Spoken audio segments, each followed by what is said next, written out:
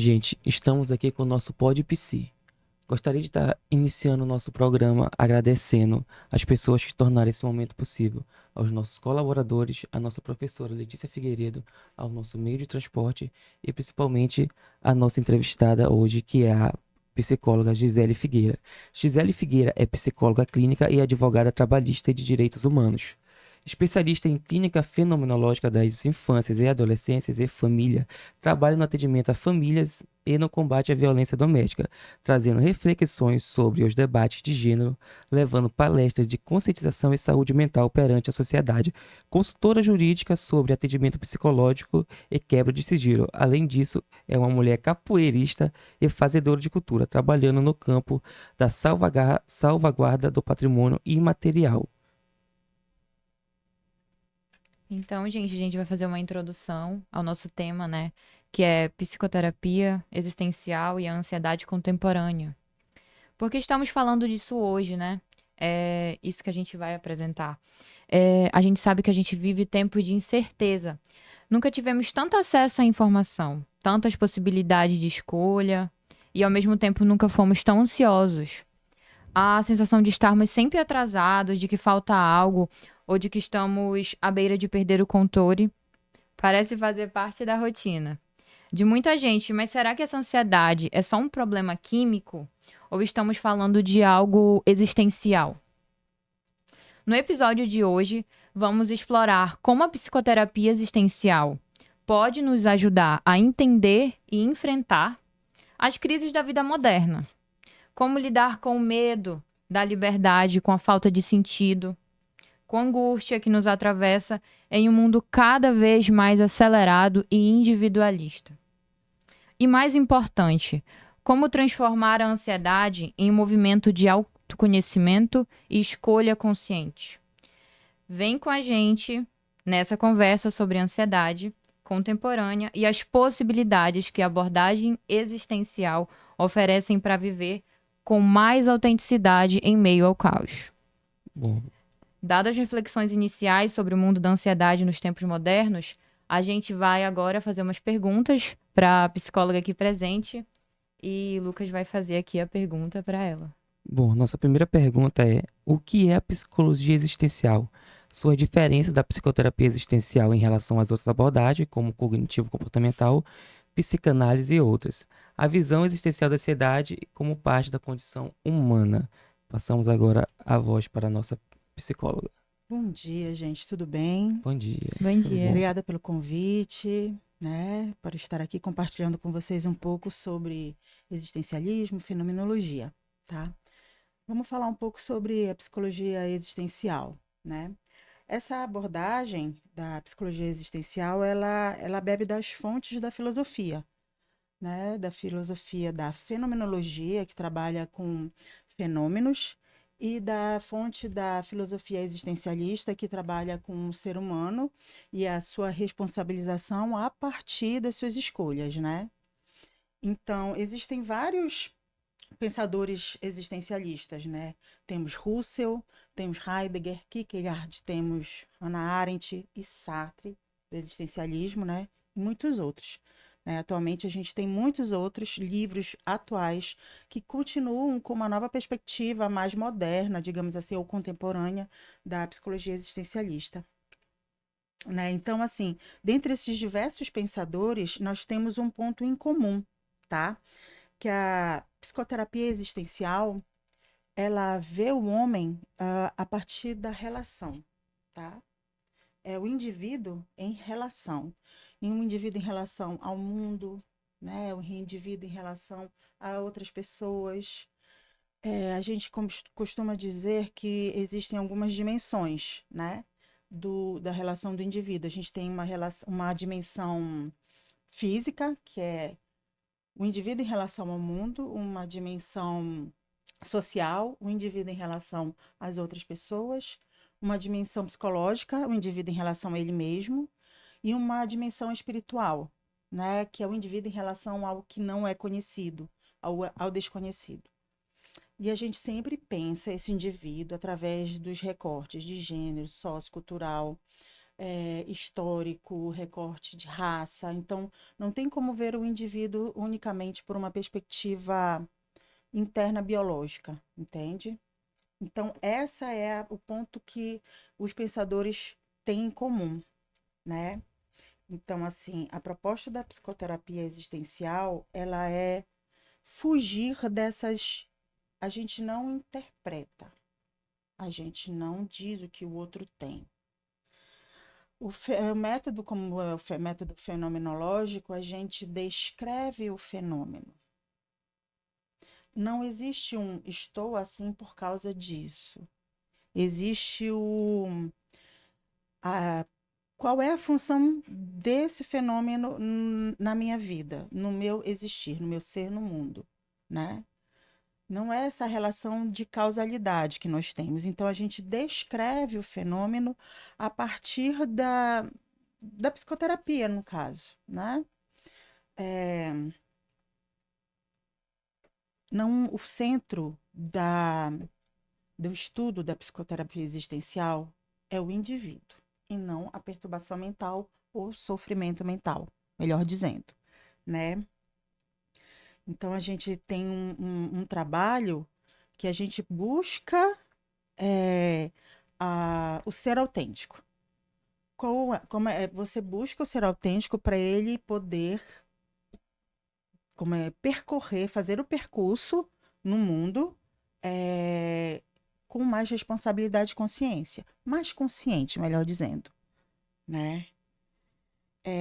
E existem críticas a essa forma de pensar também, e é uma crítica social e política, tá? Levando em consideração a uma questão muito interessante, porque quando a gente fala que o homem é um ser autêntico e se responsabiliza por suas escolhas, o verbo escolher é muito relativo. Isso é uma posição, por exemplo, muito pessoal, digamos assim, que muitas pessoas não têm escolhas, né? Então, o verbo escolher, ele não é um verbo que cabe nessa relação, penso eu. Eu penso que a melhor, eu sempre falo com os meus pacientes, a melhor decisão, a partir do que você tem, a partir de como você está, né? Porque tem pessoas que não têm escolhas. É utópico falar isso nessa sociedade capitalista, Sim. né, que a gente vivencia. Então, essa abordagem, ela vai de encontro a essa gama de diagnósticos que é emitida todos os dias por alguns profissionais, né? A gente não pensa dessa forma. Ele não é, o ser humano não é visto como uma composição químico-física, né? Porque essa forma de pensar o ser humano, a gente perde de vista o sentido, o sentido existencial do ser humano. Como falando um pouco das outras abordagens, né?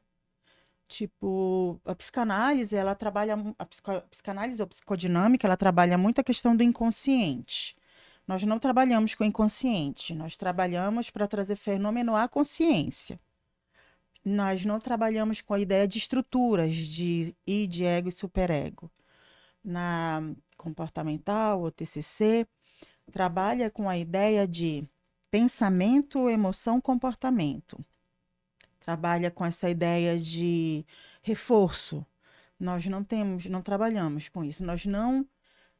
A ideia de você diagnosticar, porque fulano faz isso, ele é isso, dar nomes a um comportamento de existência no mundo, não nos cabe, né? Não é essa a nossa proposta. Bom, pelo que podemos perceber, né? O encontro que vai da sua abordagem em relação às outras é que ela vai muito focar mais no ser do que no ter. Ela não vai focar na questão de diagnosticar a pessoa, de dar um relativizar, ou então, como posso dizer, nomenclaturar o que uma pessoa tem, e sim focar mais no que ela tende a ser em relação ao seu redor, né? Físico, social e etc., como você já falou. A gente trabalha com a questão do fenômeno em si. É, é, como funciona? A pergunta é como? Como é para você ser assim, por exemplo? Como é para você se sentir dessa forma? Foca na individualidade do ser, né? É mais ou menos isso, digamos assim. Qual é a função desse comportamento, digamos assim, para você na sua vida? Tudo tem uma função, tá? existe um termo que a gente não utiliza, que é o comportamento disfuncional. Para nós, tudo tem uma função, entende? Então, a gente parte dessa perspectiva. Como o ser humano, como o indivíduo, vê os fenômenos que passam na vida dele. Como é que ele vê? Como é que funciona para ele? A partir daí, a gente desenrola a psicoterapia. Então tudo vai passar de algo para outra coisa, né? Nada vai ser, por exemplo, uma função que é, como você falou, que não pode ser considerada não funcional, ela tem uma razão, ela tem Sim, um motivo para acontecer. sim. Bom, muito bem, muito obrigado. Passando para a segunda pergunta, que é sobre a ansiedade na sociedade contemporânea, suas causas, os excessos de escolhas, as crises de sentido, o imediatismo das coisas, as redes sociais, o individualismo, entre outras questões, né? E como essas crises atuais, como o medo do fracasso, a insegurança econômica, aumentam essa ansiedade. O papel da cultura e a pressão social na intensificação da angústia. Bom, vou falar um pouquinho, só que vocês até falaram no roteiro que a gente estudou sobre a visão existencial da ansiedade, né, como na parte da condição humana. E é interessante, porque para o existencialismo, digamos assim, a ansiedade, ela faz parte, ela está diretamente ligada à estrutura do ser no mundo. Mas ele vem de ânsia. E ânsia não é uma patologia, é um querer algo, desejar algo, né? É buscar algo, né? Então é nessa perspectiva que a gente tem a ansiedade como parte da condição humana. Aí você fala de ansiedade depois da pandemia, Sim. atualmente. Tem uma coisa que é muito interessante da gente falar que antigamente, antes da modernidade, da era moderna, a gente tinha muitas certezas, né? Digamos, certezas que poderiam não ser verdades absolutas, mas eram muitas certezas na época. Então, vou usar um exemplo aqui, pode até ser um exemplo esdrúxulo, do tipo: se eu nascesse numa família de ferreiros, eu teria certeza que eu iria morrer numa família de ferreiros, como ferreira, entendeu? Não, como ferreiro, né? Porque ferreira não tinha na época. Então, assim, eram muitas certezas. Com a abertura de possibilidades da modernidade, a gente perde as certezas e a gente entra no campo da angústia, porque a gente nunca sabe o porvir, né? Então, assim, falando atualmente de ansiedade, crise econômica, pandemia, crise climática, como não estar ansioso? Pois a gente não tem certeza nem da nossa vida, da nossa existência, do que a gente vai fazer amanhã, como a gente também tem um medo, além da nossa redoma de vidro, a gente tem um medo que o mundo, né, possa entrar em colapso, como entrou com a pandemia, né? E aí a ansiedade estourou. Mas a ansiedade, nesse querer algo, nas perspectivas de querer algo, desejar algo e não poder ter. E aí somou com um desequilíbrio químico que as pessoas trazem nessa perspectiva biológica de crise de transtorno de ansiedade, né? Que é o desequilíbrio químico que traz, né, o start da pessoa, estar sempre ligada, nunca desligar. Mas sempre será um desequilíbrio químico orgânico? A gente sempre vai reduzir o ser humano a essa perspectiva orgânica? E o que é esse ser humano no mundo? Como ele funciona no mundo? Como é encarar? Porque para mim, no alto dos meus privilégios, eu encarei a pandemia de uma forma, certo? Sim. Mas a população encarou de outra forma, né? Então eu pude me preservar e quem não pôde? A ansiedade perpassou pela existência na Terra. Eu estarei viva amanhã? Meu pai, minha mãe, meus entes queridos estarão vivos amanhã. Eu os verei amanhã. Então, muitas pessoas saíram de casa e não voltaram e eu não pude sequer me despedir. Então, a experiência do outro também fez com que a experiência de todos num grau de empatia e de comunicação em sociedade aumentasse esse grau de ansiedade. Patologizar isso como uma condição individual, biológica, é um pouco inconsequente, acredito eu, né? E eu tenho algumas experiências para contar acerca disso.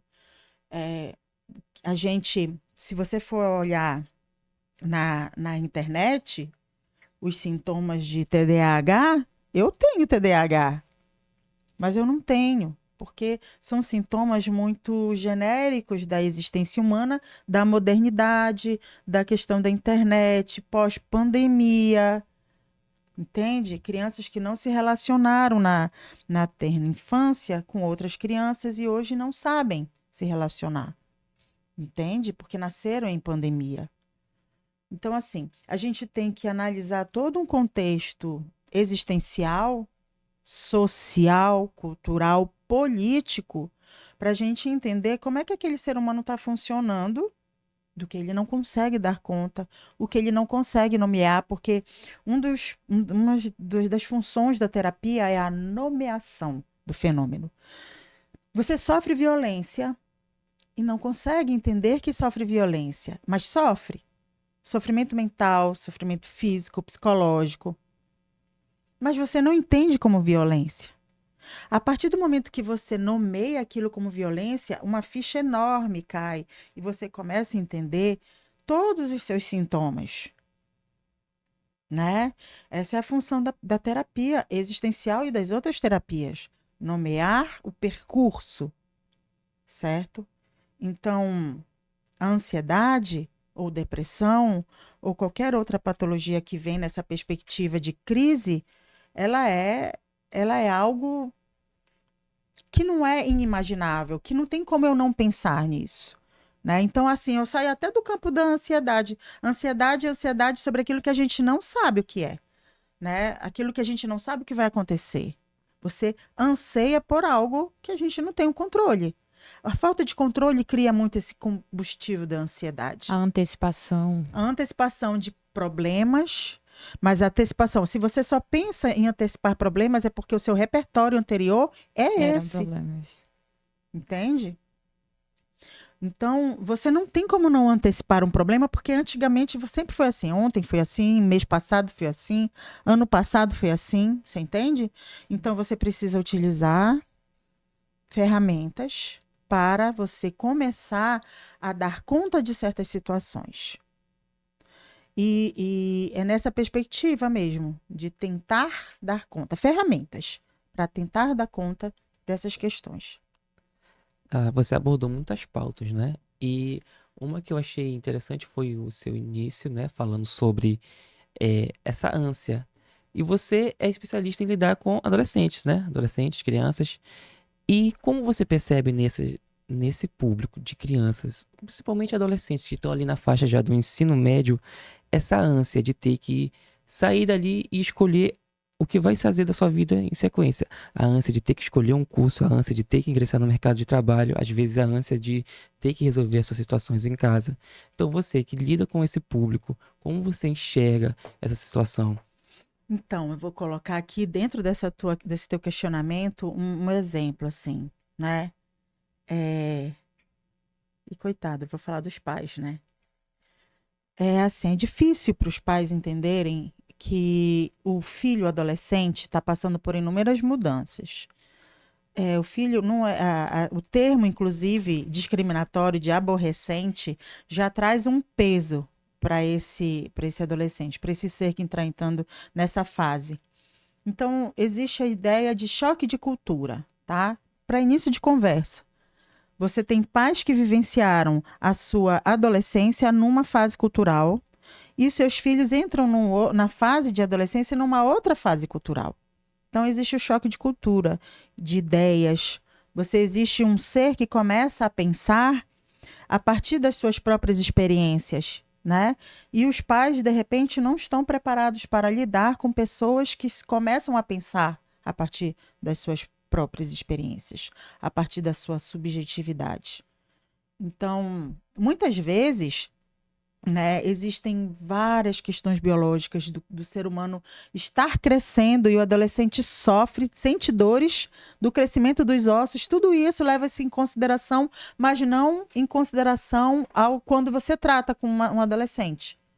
Então, assim, o maior questionamento dos adolescentes no consultório é falar sobre não ser entendido, sabe? Mas não é que não é que a gente tem que dizer sim para o adolescente. É nessa perspectiva de se tiver que dar um não, esse não ele tem que ser um não embasado, porque o adolescente não é mais uma criança. É um não, você não vai fazer isso, mas por quê? E o pai dizer porque eu não quero? E aí isso é um choque para o adolescente. Não só isso, outras coisas. Então, assim, o adolescente sofre com muitas, inclusive, alguns adolescentes que entram aos 12 anos de idade, eles começam a sofrer a angústia da morte.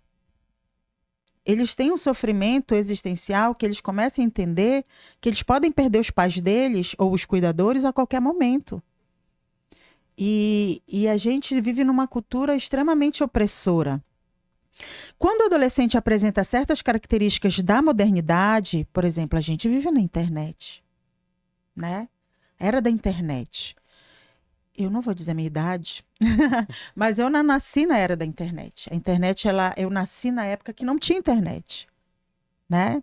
Quando eu comecei a fazer o curso de Direito, começou a entrar a internet lá naquele campo. Os adolescentes de agora, eles nasceram com o celular na mão. É tudo imediato. Exatamente. Tudo no momento ali. Então, se na eu hora. tiver um filho adolescente, eu não vou entender, porque o choque é muito grande. Mas como eu não vou entender, o menino e a menina não fazem o que eu quero, esse menino está com algum problema.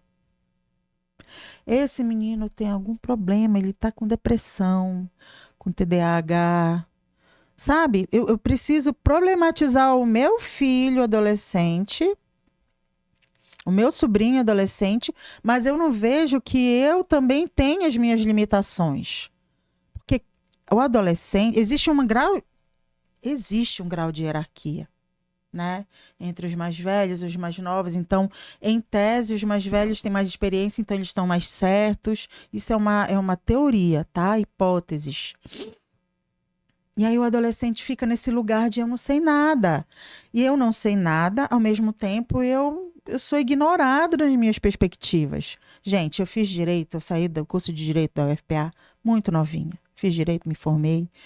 Trabalhei 25 anos, trabalho ainda em algumas questões, mas, porém, todavia, no entanto, entretanto, eu sou psicóloga.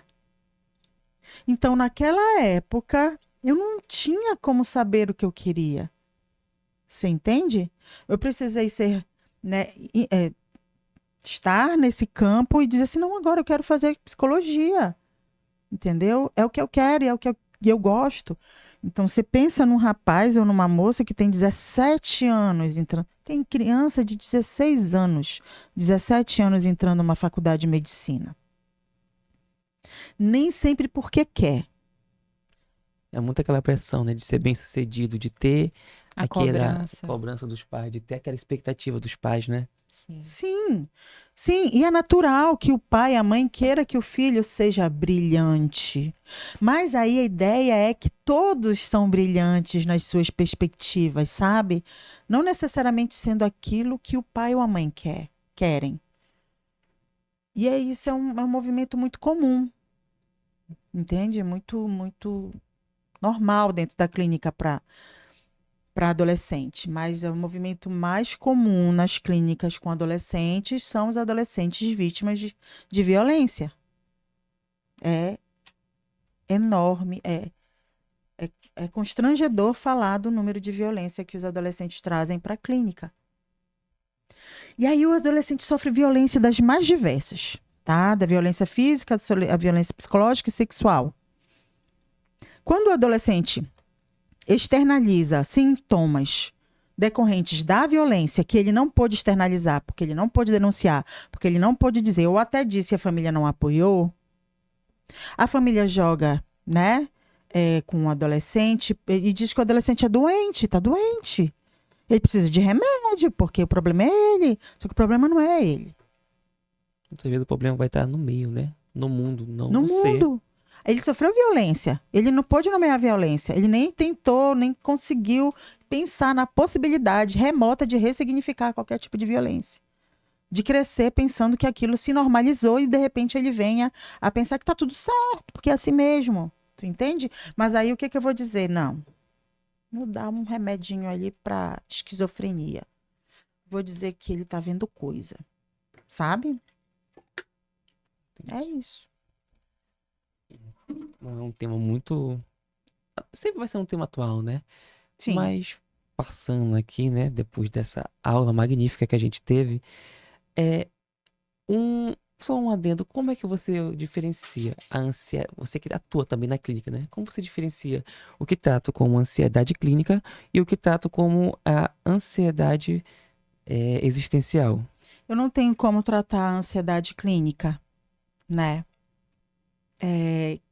Eu trabalho a ansiedade social, eu trabalho a ansiedade da existência do ser humano no ser no mundo. O ser no mundo, nas suas relações, né? Em relação.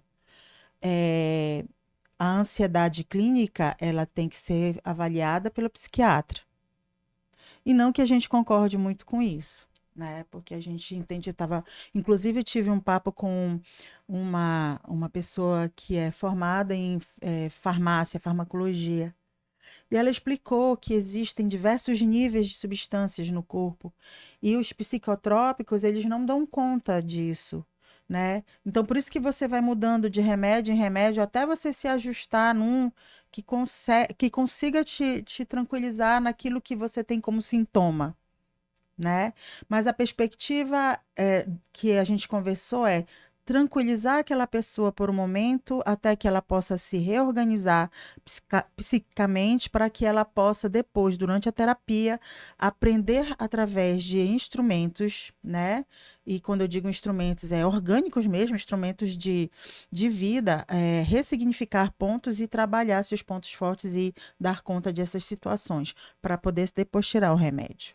Acontece que atualmente essa ideia de ter um transtorno de ansiedade generalizada, ela vem com a perspectiva de você se medicalizar para o resto da vida,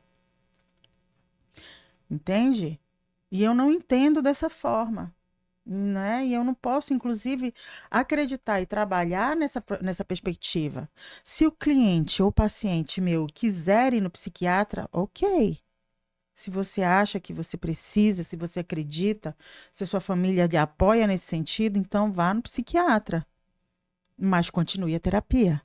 Sim, então, sua visão, né? O uso dos psicotrópicos, eles não podem ser um substituto para terapia. Eles podem ser um complemento que, teoricamente, deveria ser o correto, né? E, Caminharem lado a lado ali, para que as pessoas pudessem é, chegar na naquele verdade, estado de... eu não concordo com os remédios. Porque assim, se a gente for analisar, os remédios psicotrópicos, né? Eles geram sim a dependência, porque quando vai se fazendo o desmame, vai ocorrendo aquela questão que vem os sintomas às vezes mais fortes, entendeu? Então, quando a pessoa para a medicação, que ela para de ir no psiquiatra, ela decai às vezes 10 vezes mais do que ela estava antes, sem um apoio, Sem o sem uma apoio. terapia. Pois é. Então, a terapia tem que caminhar junto, É, mas eu acredito no meu em algumas experiências, sim. que se a gente fazer a terapia direitinho, entender o meu por Uhum, que que eu tô aqui, uhum. entende? Eu acredito que ajuda bem mais do que a gente ter um controle ali na medicação. É porque a medicação, ela é esse produto químico que vem de fora para dentro, que te Sim. estabiliza por um momento. E você tem que aprender com a estabilização como é que você vai agir sem a estabilização medicamentosa. Não é só a terapia também, eu acredito muito nos outros processos terapêuticos, sabe? O que é terapêutico e não psicoterapêutico. A minha capoeira, né? Ela é um lugar de salvar pessoas, né? Por quê? Porque ela te traz para esse lugar de, nós somos brasileiros, te traz para esse lugar de pertencimento e como brasileiro, traz uma questão da ancestralidade, traz a questão do patrimônio material, como a gente pode salvaguardar essas questões culturais. Então, quando você traz isso, a capoeira ela traz todos esses elementos como algo que pode ser terapêutico e não psicoterapia. Então, na capoeira, eu esqueço que eu tenho um problema. Eu não sou... Porque o diagnóstico, ele é assim, ele tem uma função para muitas pessoas. Eu acredito, eu não vou invalidar isso. Né? Muita gente diz assim, depois que eu descobri que eu sou tal coisa, eu abri os meus horizontes, eu entendi muitas coisas. Ok, nomeou. Então, a capoeira, ela fala assim... eu entro como um TDA porque eu tenho TDAH na capoeira, digamos. Mas na capoeira você deixa de ser aquela pessoa que tem um TDAH e passa a ser o capoeirista que canta, que toca, que joga, que faz arte, que constrói um instrumento, que brinca, que faz... Entende? Você sai desse lugar de eu tenho que ter uma patologia. E assim é nos outros esportes, na cultura, no cinema, na arte. Entende? Então, a vida precisa ser... É por isso que o direito ao lazer, ele precisa ser garantido dentro do campo de cuidar da saúde mental, né? Isso é necessário. Então, a gente fala nesse todo, não é só o remédio. Para algumas pessoas, o remédio é necessário, elas que vão entender como sim. E aí a gente não pode invalidar esses pensamentos e essas certezas que elas têm. Porque a falta de certeza cai nesse buraco, nesse lugar de não sei o que fazer, como fazer, entende? Então são muitas as perspectivas. Mas na do existencialismo, a gente não trabalha com a perspectiva do diagnóstico. Talvez a gente fale algo acerca da hipótese diagnóstica, mas nós não trabalhamos nessa perspectiva de vai psiquiatra, entende? Entendi. Muito bem. Gente, passando aqui para nosso terceiro tópico, né? Quarto, perdão, né? Já estamos já ficando sem tempo. Bom, a abordagem existencial na prática clínica, sua área, né? Como o terapeuta existencial trabalha o medo, a liberdade, a responsabilidade e a finitude com o paciente. Exemplos, mas sem expor. Exemplos Sim. do dia a dia, do cotidiano, né? É. Técnicas ou reflexões que a psicoterapia existencial oferece para lidar, né? Com essa ansiedade, com essa demanda. Então, a questão da prática clínica, quando a gente entra no consultório, não existe uma receita de bolo. Algumas pessoas têm algo mais sistematizado, mas não tem como, né? Por exemplo, eu tenho um grupo terapêutico só para mulheres, né? E o grupo é um projeto CADIM, ou CADAM. E esse grupo terapêutico, eu não coloquei uma perspectiva de vamos trabalhar a ansiedade, vamos trabalhar a depressão, não. Falando de mulheres, a gente fala de sobrecarga, de ansiedade, depressão, de estresse. Mas a gente não fala de depressão como um transtorno de depressão. A gente não fala de ansiedade como um transtorno de ansiedade, né? A gente fala como tonalidades, né, de sentimentos e sensações. Então, na clínica, a gente busca entrar na clínica, tentar entrar desprovido de conceitos, preconceitos e ideias a partir da pessoa que você está atendendo. Se você já entrar com se você me trouxer um paciente, eu vou te contar tudo sobre ele, e querer, assim, me dar informações sobre o paciente que ele não consiga me dar antes da sessão, eu vou estar, né, me munindo de conceitos que talvez inviabilizem meu olhar, né, terapêutico, meu olhar mais existencial, né? Então, a gente procura entrar sem essa pré-bagagem. Mas é lógico que nós somos atravessados, né? Mas a gente procura entrar, né? É esse movimento da epoquê. Aí depois a gente busca compreender os significados. A gente busca compreender. Eu, por exemplo, eu não faço uma anamnese no primeiro dia. Dificilmente eu faço uma anamnese no primeiro dia. Eu só escuto o meu paciente. Eu só escuto aquela pessoa, o indivíduo. Porque, assim, ele traz uma queixa, uma demanda, uma queixa, que quando ele fala, não é aquela queixa. Ele escreve uma coisa, mas é outra. Você entende? Então a gente escuta e começa a procurar entender como aquele fenômeno, como ele vê aquele fenômeno na vida dele. Tá?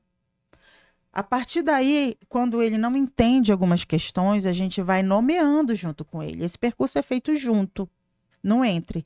Então a gente vai nomeando com o paciente, vendo as perspectivas, colocando para ele se faz sentido.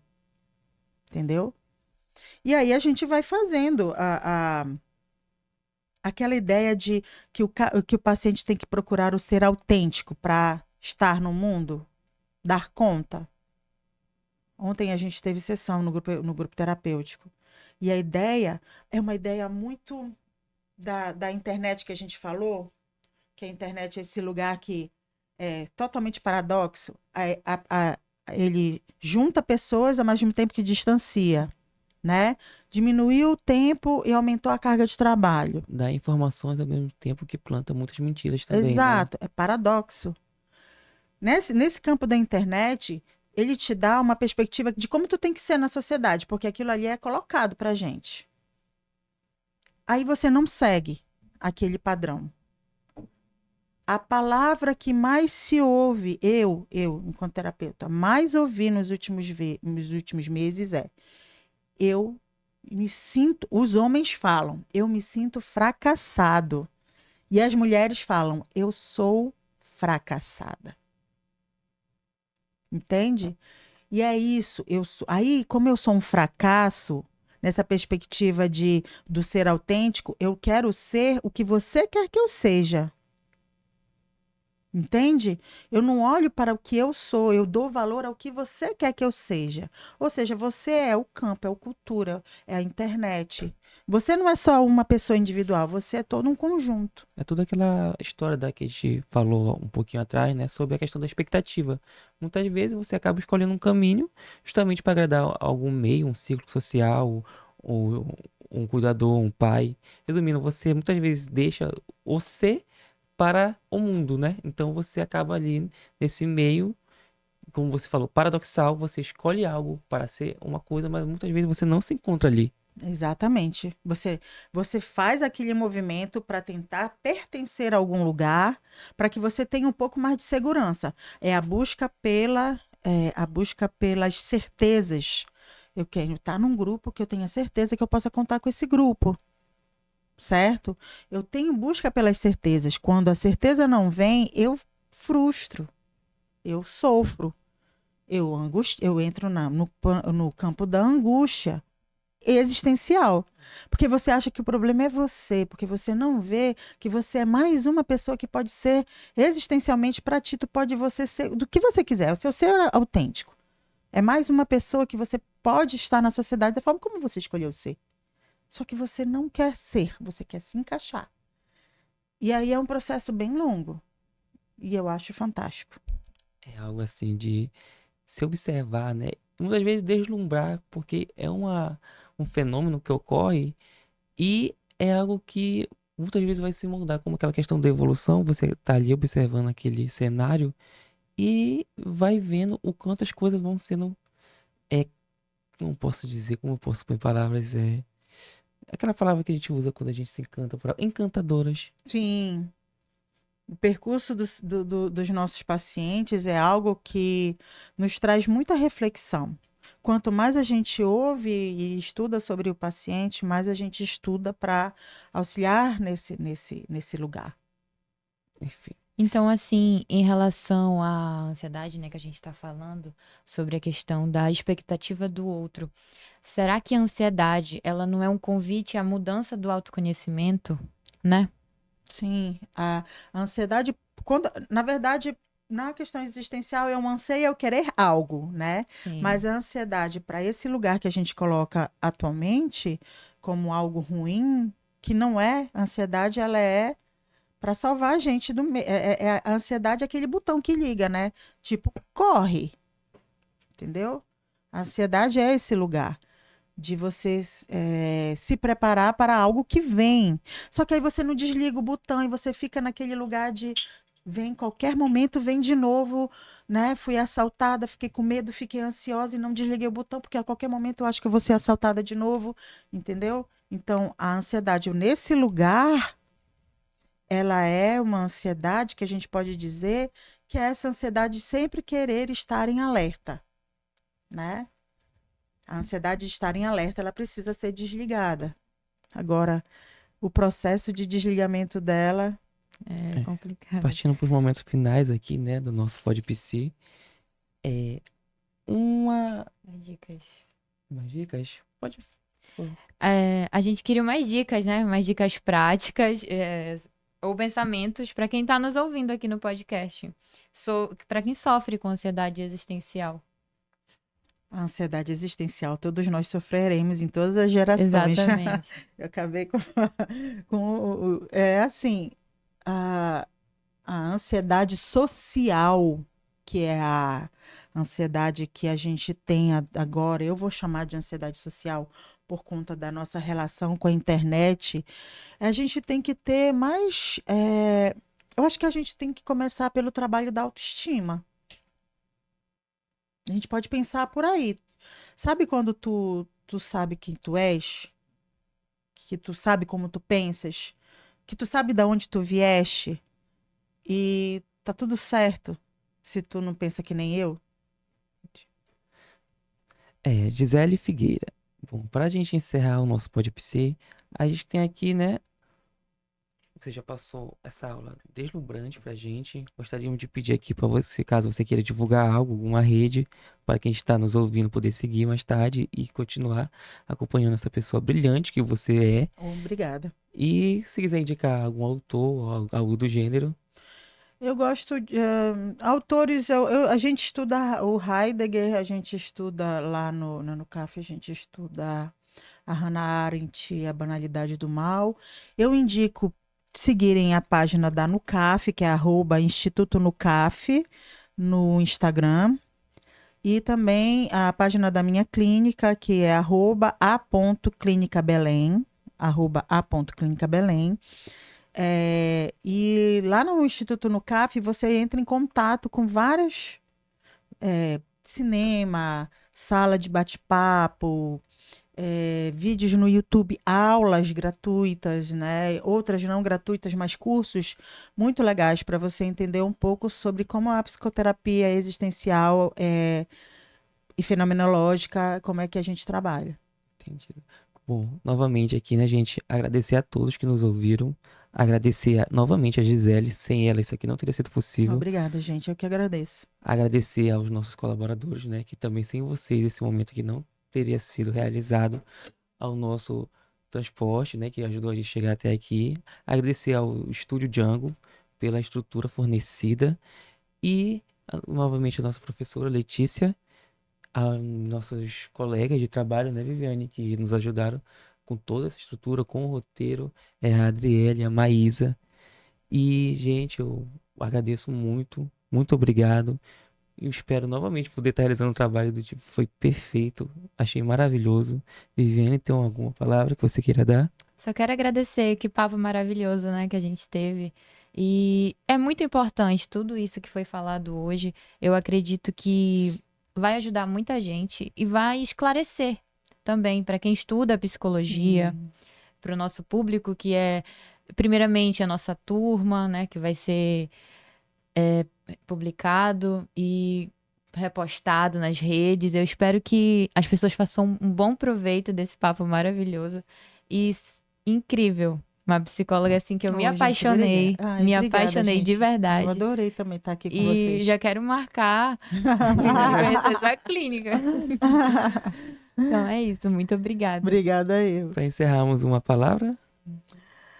Acho que a gente podia pensar nisso, de dar mais valor ao nosso ser autêntico e a gente nunca é. Nós sempre estamos. Então, hoje é um dia, amanhã é outro, e a gente faz esse percurso e a ideia é entender que o nosso percurso é nosso e é lindamente, tem que ser lindamente vivenciado. É isso. Então, muito obrigado, Incrível, gente. Por obrigada. aqui encerramos. Obrigada.